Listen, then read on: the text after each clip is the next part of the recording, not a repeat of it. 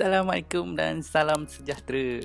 Saya Syahmi bin Zahar ingin membentangkan tentang teori kognitif sosial kerjaya. Kita macam biasalah, pasal kognitif dia mesti ada kaitan dengan Albert Bandura. Okey, teori ini diperkenalkan dan dibangunkan oleh Albert Bandura sendiri lah. Macam biasalah, sebelum ni pun teori kognitif pun memang Albert Bandura, tapi ini kita fokuskan kepada teori kerjaya sosial. Okey, teori ni asas dia adalah jantina, keturunan dan peristiwa yang tak disangkakan. Okey, kita fokuskan teori ini pula kepada 3 bahagian, iaitu yang pertama adalah hubungan antara keyakinan diri, kedua jangkaan hasil, ketiga matlamat peribadi. Ini ada 3 komponen yang penting lah dalam teori ni. Okey, saya akan terangkan 3 konsep utama dalam teori ni adalah yang pertama, efikasi kendiri. Okey, efikasi kendiri ni adalah keyakinan diri dan melaksanakan sesuatu tugas dalam sesuatu bidang. Contohnya, kita nak buat kerja tu, kita mesti ada keyakinan diri lah. Contohnya macam saya nak bantu menyelamatkan pesakit. Jadi kita kena ada keyakinan diri lah nak selamatkan tu. Okey, dalam efikasi kendiri ni kita ada faktor yang menyumbangnya dah. Macam saya nak selamatkan pesakit tu, saya akan bertindak berdasarkan apa yang saya ada, pengalaman saya, iaitu pengalaman saya bertindak. Kedua, saya melihat orang lain bertindak. Contohnya rakan sekerja saya bertindak untuk menyelamatkan pesakit tu. Jadi saya akan bermotivasi, berkeyakinan untuk bersama-sama merawat pesakit. Ketiga, wujudkan lisan. Okey, wujudkan lisan ni adalah kita sendiri. Kita kata kau boleh buat ni untuk selamatkan ni. Orang lain boleh buat, kenapa awak tak boleh buat? Okay. Keempatnya, tindak balas fisiologi. Tindak balas fisiologi ni adalah keadaan mood kita. Mood saya masa nak selamatkan pesakit tu akan mempengaruhi lah efikasi saya sendiri. Kalau mood saya tak okey juga, saya tak nak juga nak respon dengan segera. Saya ringkaskan balik, efikasi kendiri ni ada 4 komponen lah. Pertama, pengalaman bertindak. Kedua, pencapaian orang lain, pengalaman orang lain. Sama lah. Ketiga, wujudkan lisan, iaitu moral support kita.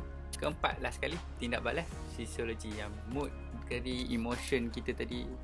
Okey, konsep utama teori ni yang kedua adalah jangkaan hasil ataupun expectation outcome expectation. Apa yang kita anggap, apa yang kita jangkakan, akan berlaku kepada apa yang berlaku setelah kita buat tu.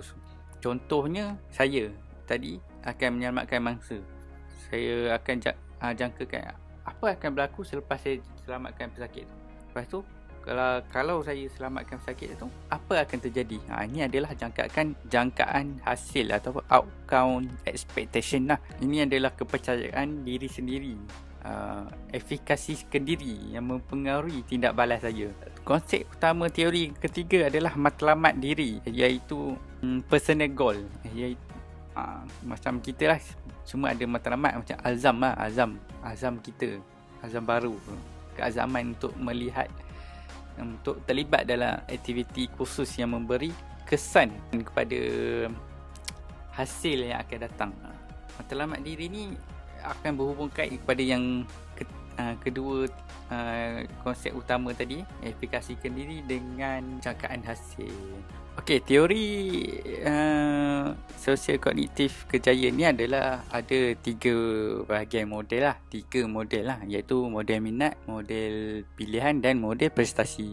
Model minat ni macam biasalah, semua orang ada minat sendiri. Sekiranya minat dia tak selaras dengan kerjaya dia akan down sikit lah. Model pilihan pula, dia ada percaya ada pengaruh yang mana perlu diambil, yang wajar dalam membuat pilihan.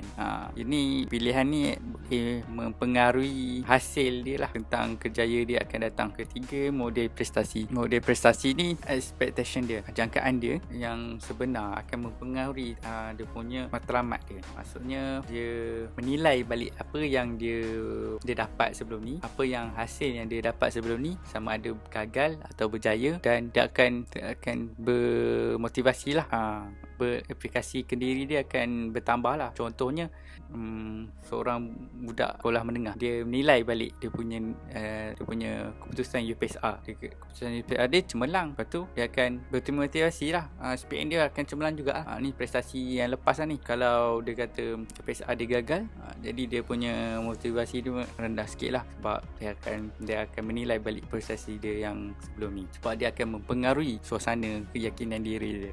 Okey, kaitan dia dengan kita dalam kerjanya ni, kita ada program pembangunan kerjaya lah. Kita akan terapkan teori kognisi sosial kerjaya ni dalam program pembangunan kerjaya.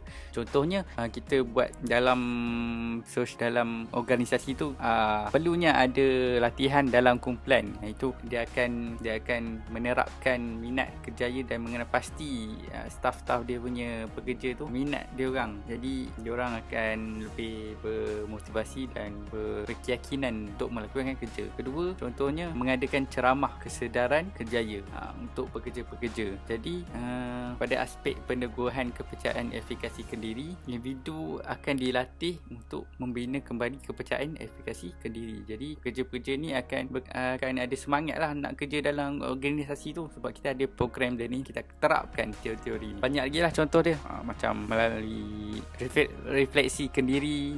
Ini tugas kaunselor di sesuatu organisasi itulah. Jadi pekerja dalam pembangunan kerjaya, kita fokuskan, kita perlu galakkan dan sokongan lah daripada rakan-rakan sekeliling, saya sendiri, tapi of course lah pada diri sendiri dululah. Lepas tu saya harapkan saya akan terus bermotivasi untuk bekerja sambil belajar macam saya sekarang ni lah. Okey, itu sahaja daripada saya, Syahmi bin Sahar. Sekian.